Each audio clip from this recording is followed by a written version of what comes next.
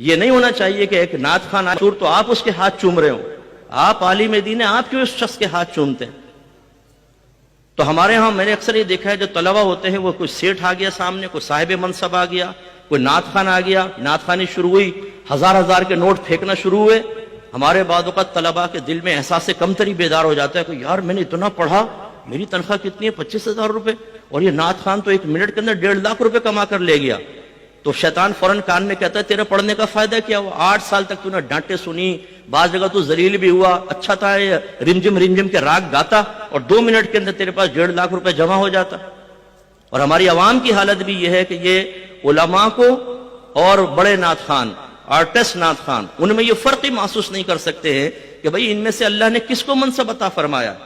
میں اکثر اپنے بیانات میں آج کل یہ سوال چھوڑ کر جاتا ہوں، آپ سب سے بھی میں گزارش کرتا ہوں عوام الناس سے، مجھے قرآن اور حدیث سے صراحتاً کسی نعت خان کی فضیلت بتائیے، آپ اس کا اخروی مقام و مرتبہ بتائیے، جبکہ میں ان وارثان رسول کے سینکڑوں دلائل قائم کر سکتا ہوں قرآن و حدیث سے کہ اللہ نے ان کو کتنی عزت دی ہے.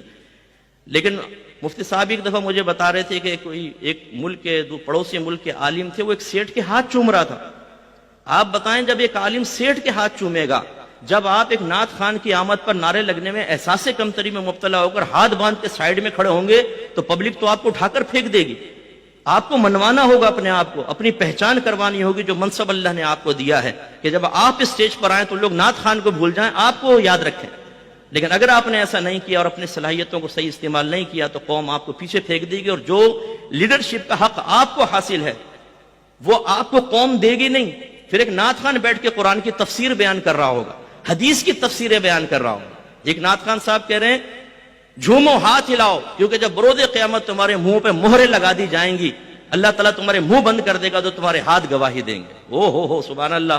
یہ اس نے تفسیر کہاں سے نکالی؟ وہ اس لیے کہ ہمارے علماء پبلک میں معروف ہونے کے لیے، ان کی ضروریات پوری کر کے ان کو قریب کرنے کے لیے پری پلان کوئی کام نہیں کر رہے.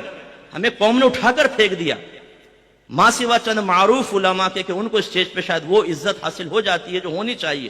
جبکہ ہمارا ذہن یہ ہے کہ آپ ایک عالم ہیں تو پھر آپ کو عزت ملنی چاہیے. ان چیزوں پہ توجہ انتہائی ضروری ہے. قوم کو غلط راستے پہ لگا دیا گیا ہے. آج شادی بیاہ کی محفل میں 1.5 گھنٹہ نعت خوانی ہوتی ہے، بیان غائب، یا عالم کا بیان 1.5 گھنٹہ راگ رنگ کرے گا، وہ رمجم کے راگ گائے گا، اور پھر اس کے بعد جب عالم بیٹھے گا تو کان میں کہیں گے حضور 15 منٹ میں ہے واپس.